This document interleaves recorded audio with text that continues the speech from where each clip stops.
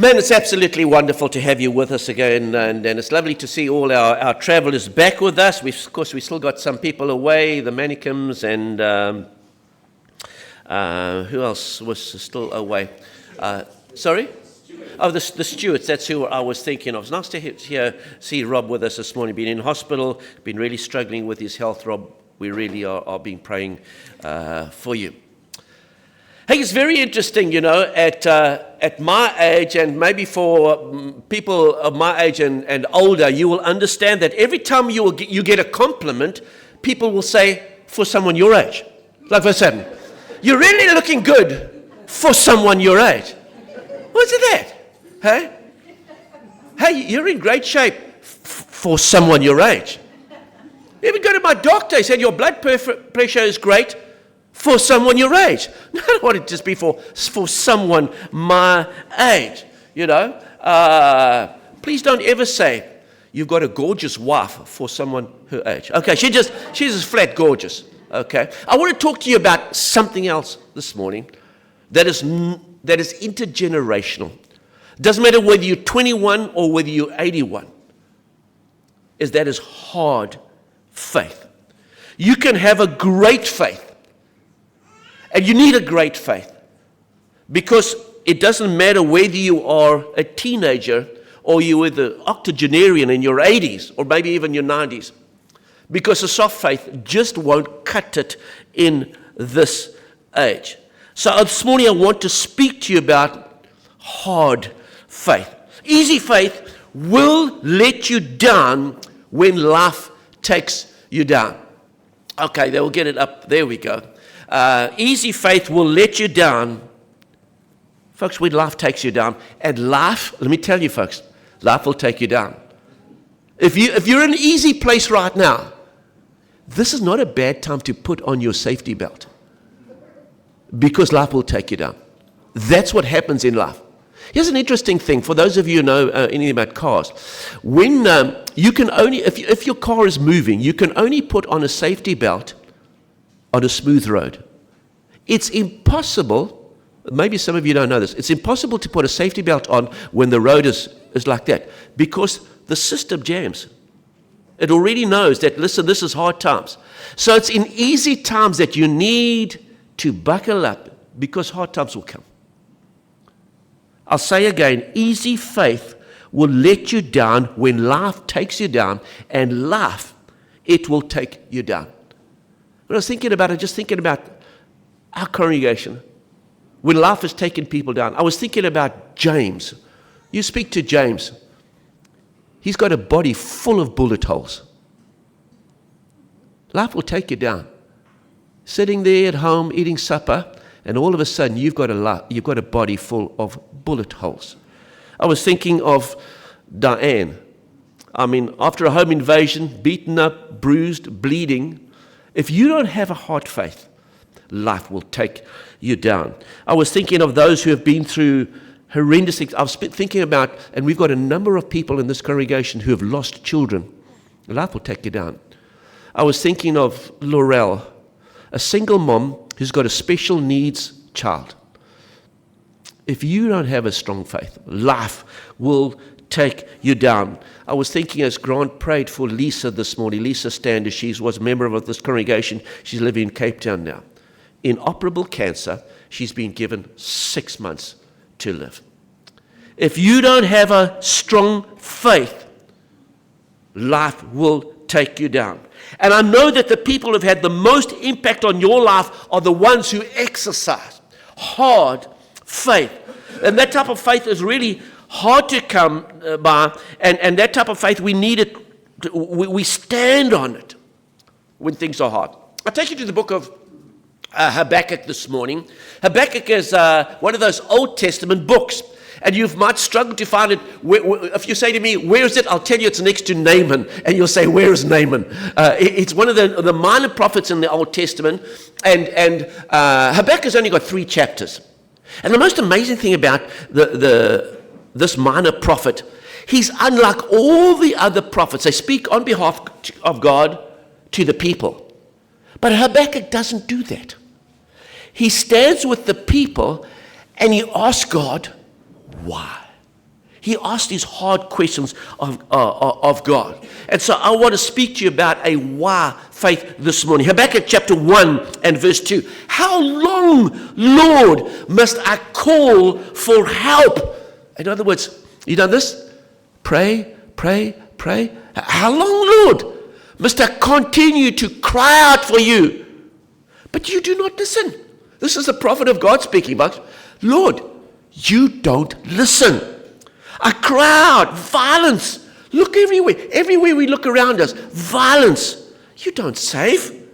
Why do you make me look at injustice everywhere I look? Injustice. Why, Lord? Here's a fantastic question. Why, Lord, do you tolerate wrongdoing? Destruction and violence are before me. There is strife and conflict abounds. You'd think Habakkuk lived in South Africa, didn't you? Hey, when you know. Therefore, look about, the law is paralyzed and justice never prevails. Oh, at least he came here on holiday, because I know that. When he reads it, the law is paralyzed, justice prevails. The wicked hem in the righteous, so that justice is perverted. Now, folks, let me tell you about Naaman. So, God rescued the people out of Egypt, and then they go into the promised land, and they're divided into the 12 tribes. And then Solomon takes over the kingdom from his father David, and Solomon rules. And then when Solomon dies, the kingdom is divided into 2 tribes, the tribes of Israel, they're in the north, and then the other 10 tribes, they're in the south. And what happens is the tribes in the north, the Israelite tribes, they pretty much get wiped out. The Assyrians come in, take people captive, just wipe them out. And then you've got the 10 tribes surviving in the south. These are the tribes of Judah. And Habakkuk is born into these Judean tribes. And he looks at his history and he's so worried that these tribes, he sees their spiritual weakness, and he's worried they do not have a faith that will transcend the hard times, and rock solid faith. And he looks to the tribes in the south and he said, look at you guys, you're just going to disappear if you don't obey God. And you know, while Habakkuk has got this rock solid faith, he has questions about God. He doesn't understand why God tolerates evil.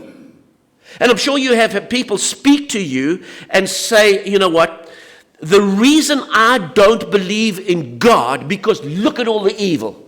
If there is a God, why would he allow all this evil to exist? And the ironic thing is, that's the very reason I believe in a God. Is because you have to have light in order to appreciate darkness. If there is no good, you know what?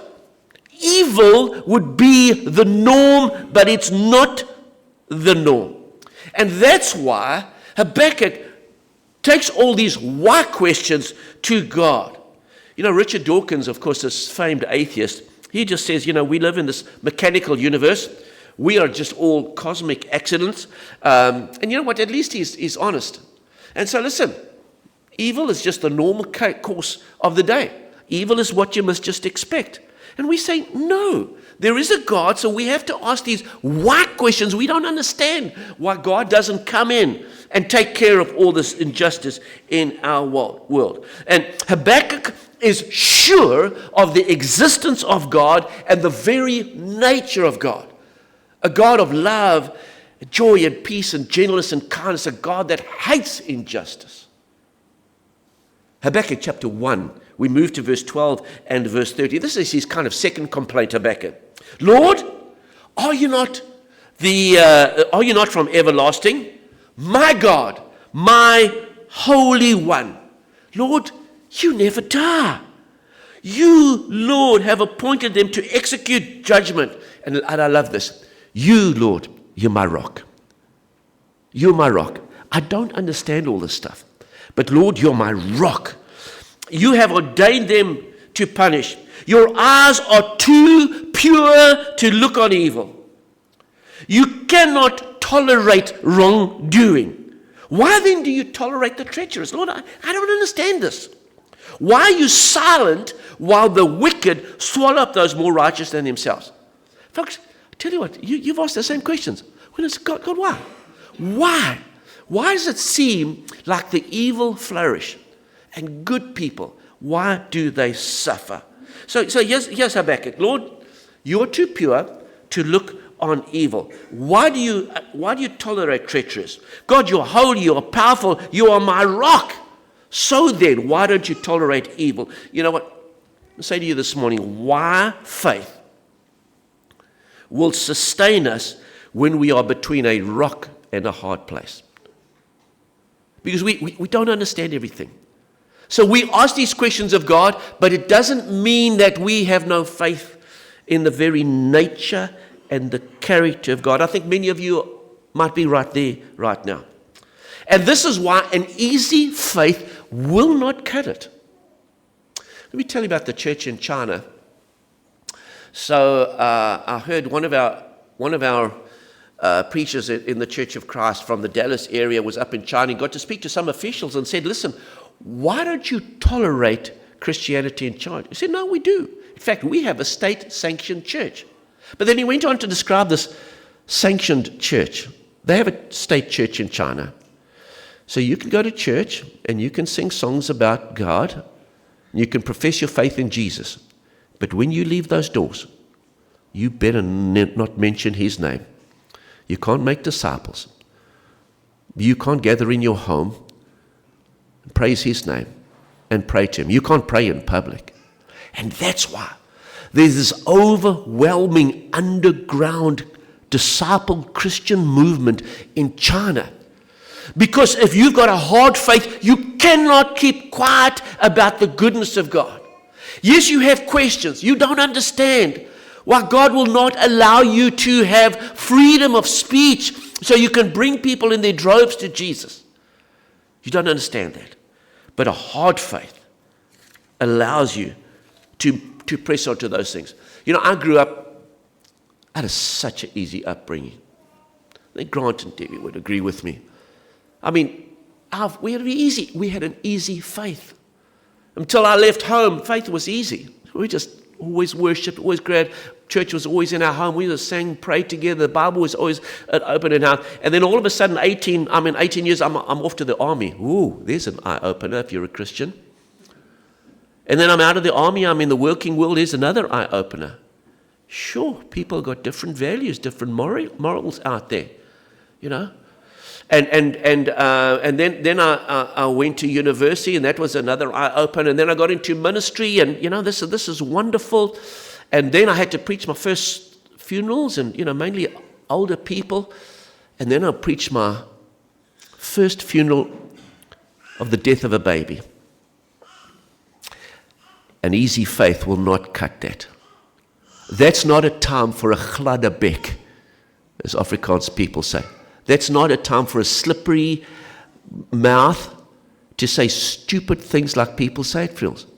It's not a time to say, well, God needed another angel in heaven. And there's other nonsense like that. This is a time for hard faith. Say, this world is not my home. We're just passing through. And hard, terrible things happen to amazing people. And that's why we need a type of faith that will stay in us when life takes us down, and life will take you down. Easy faith has nothing to say at the funeral of a baby. Many of us are dealing with situations right now, and a quick and easy faith will just not cut it. And folks, these are tough times. And we need a faith that lifts you up when life takes you down. And this is why God said to Habakkuk, and it's quoted many, many times, Habakkuk chapter 2 and verse 4, the righteous will live by faith. Not that the righteous will live by knowledge. They will understand why injustice and violence and all these things, why bad things happen to good people. No.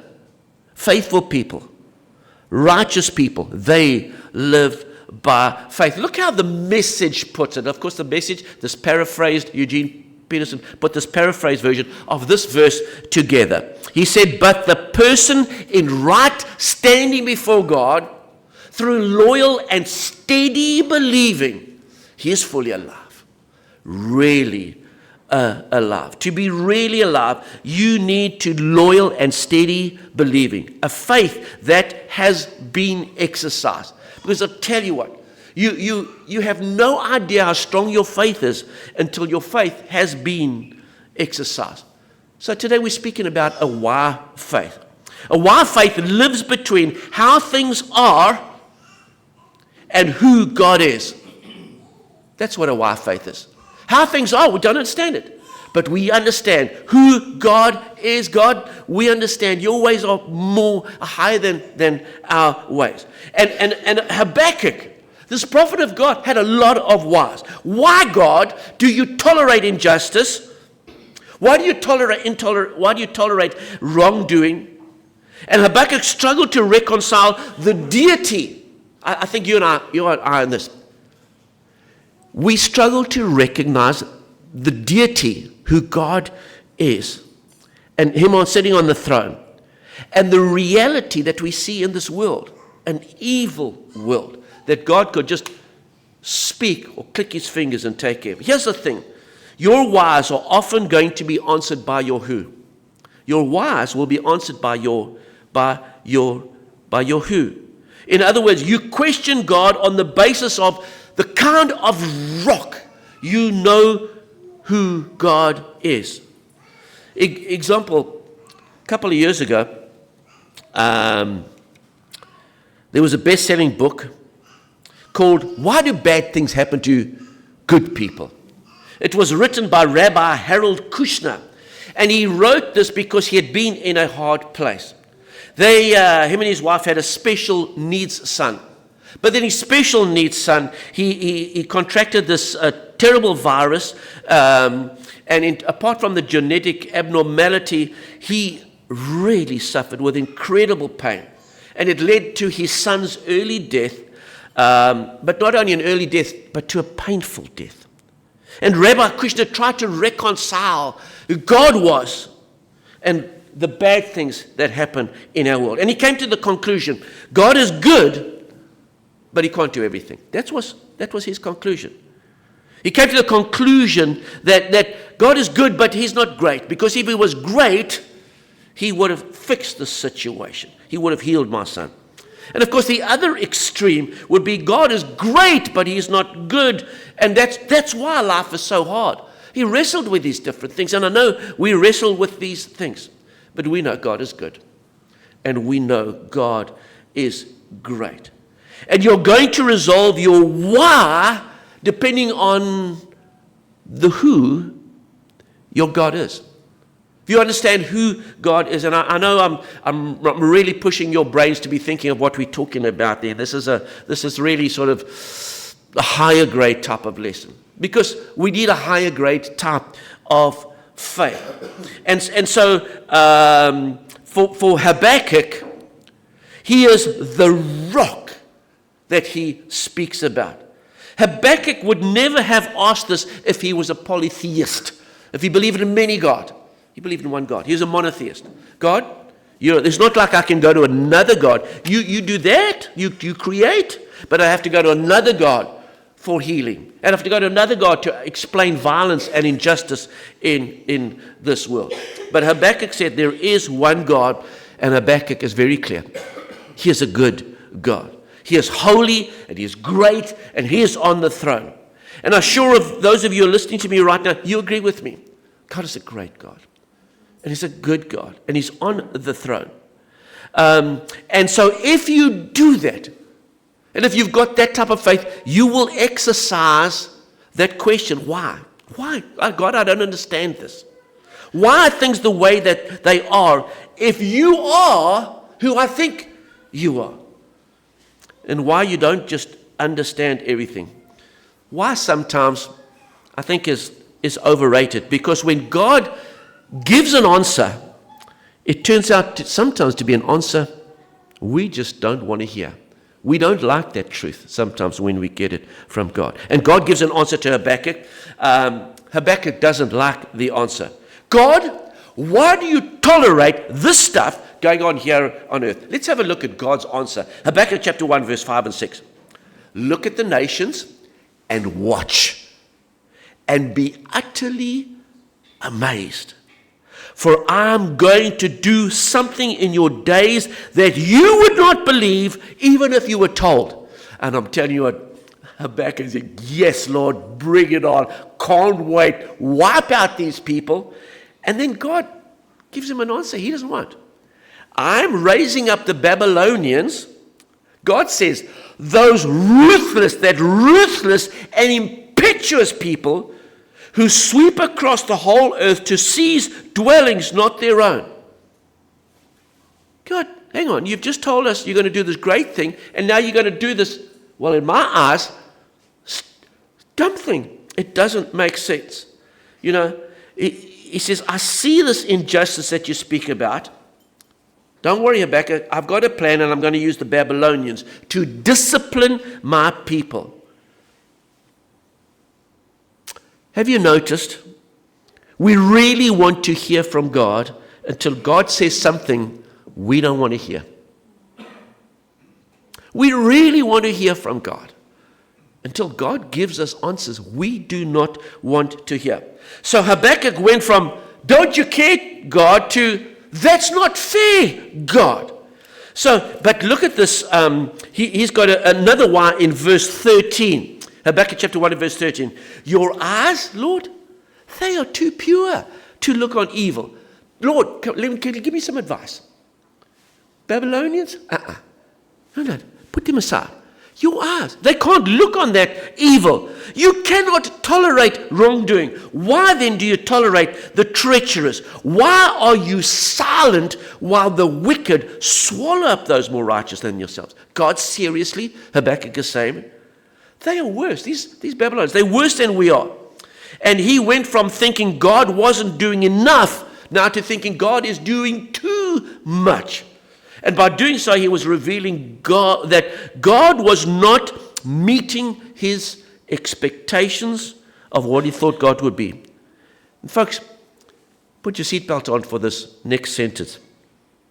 Hard times in life often expose hard truths about our faith. It's only the hard times in life that will expose hard truths about your faith. Anybody can sail a boat, but it's only when the storm comes it'll determine what type of a sailor you are. It'll tell me how good you are, how strong you are. And we often believe that God exists to give us the life we want. Would you agree with this statement? We often believe that God exists to give us the life we want. We want to treat God like a heavenly ATM. We just make withdrawals so our life can be great, it can be easy. And I tell you what, that type of faith will not sustain you in hard times that come.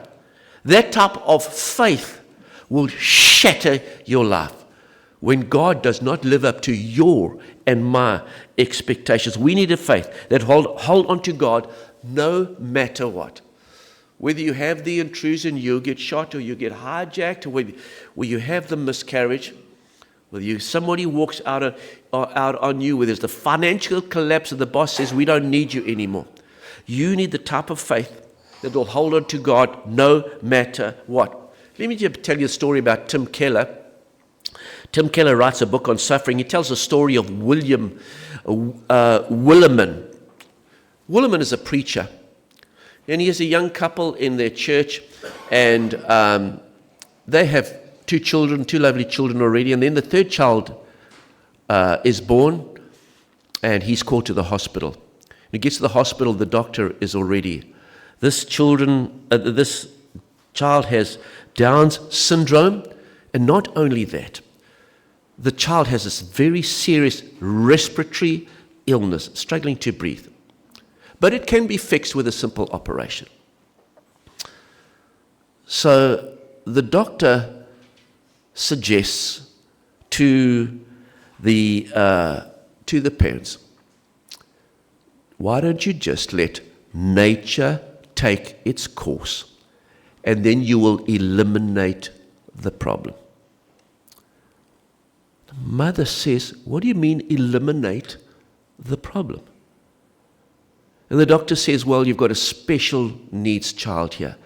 And you know what? That's going to put such strain on you as an individual. It's going to put strain on your marriage. It's going to put a strain on your finances. It's going to put strain on your other children. And the child's going to die anyway. And the parents are horrified that he suggests that.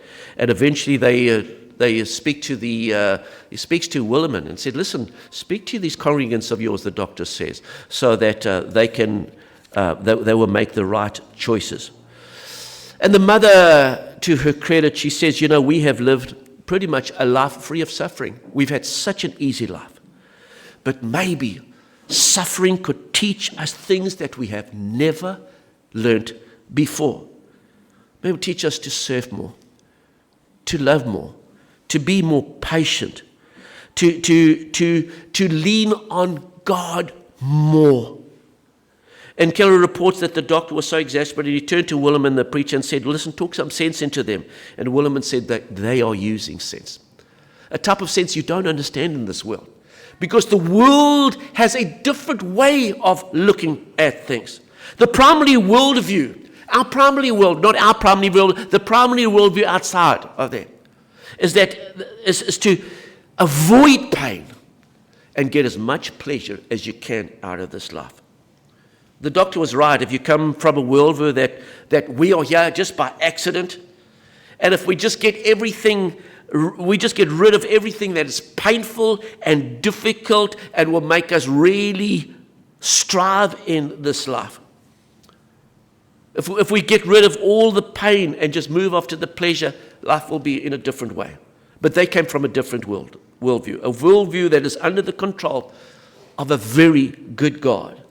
And they understood that with our God,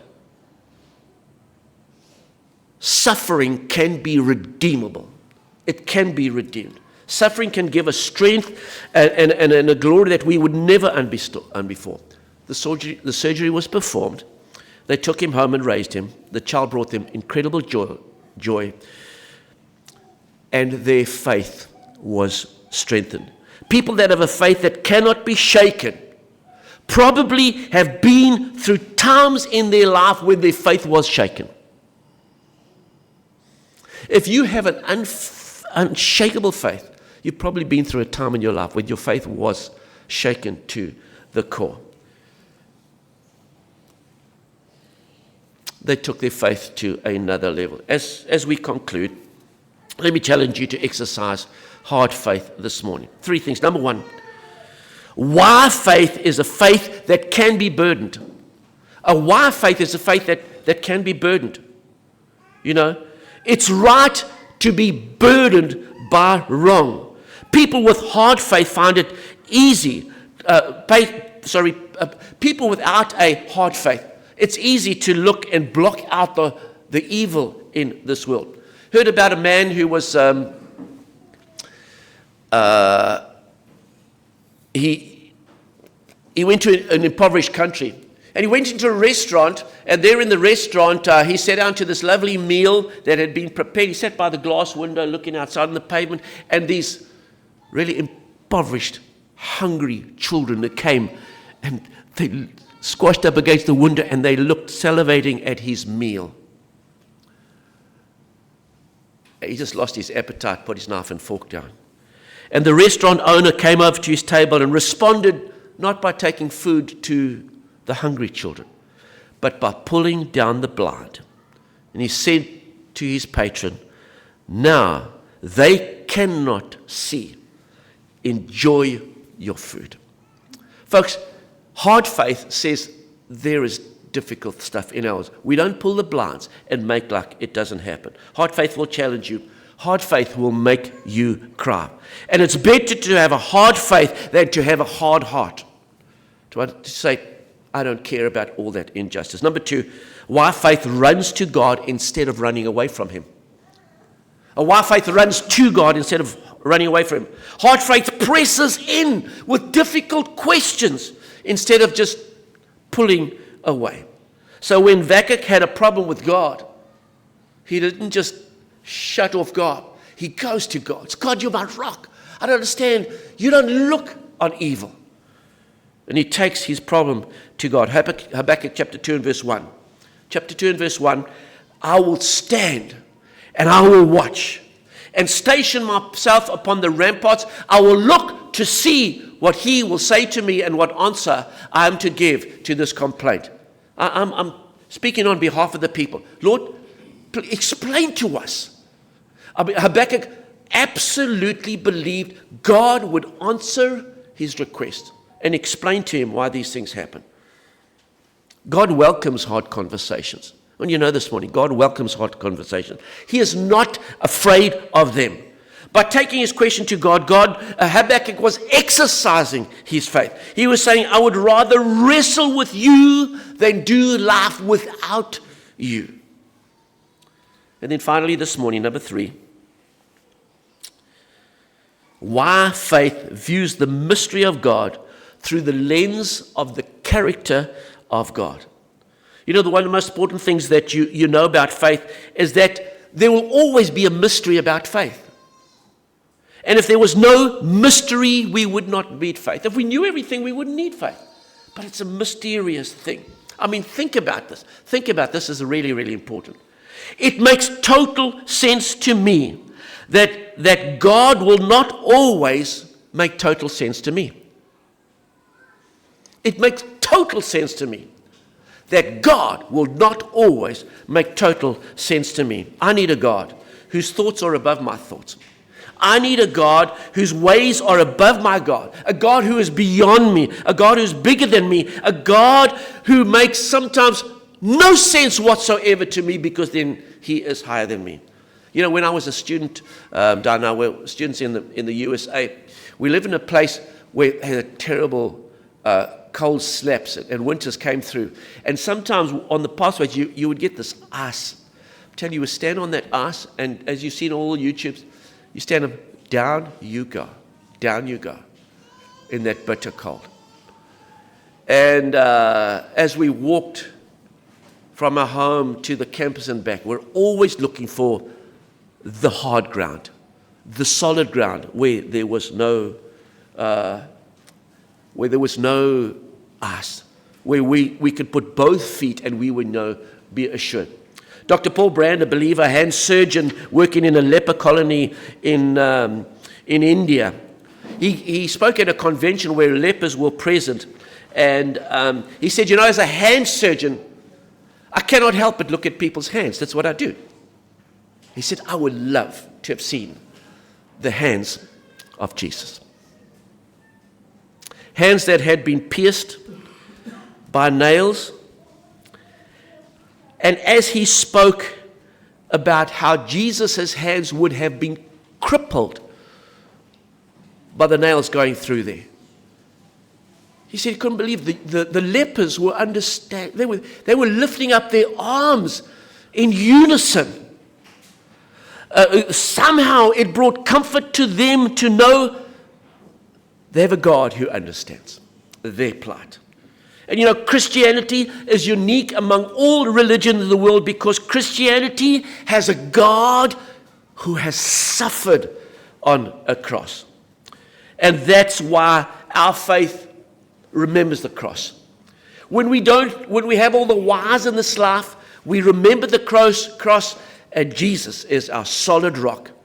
When there's slippery ice all around, we put both feet upon the rock. Where Jesus hung between a rock and a hard place. And my faith to you today is that when life gets hard, that your faith will absolutely get harder. Habakkuk learned there is only one way to live, and that was rock hard faith. Let's stand together as we sing.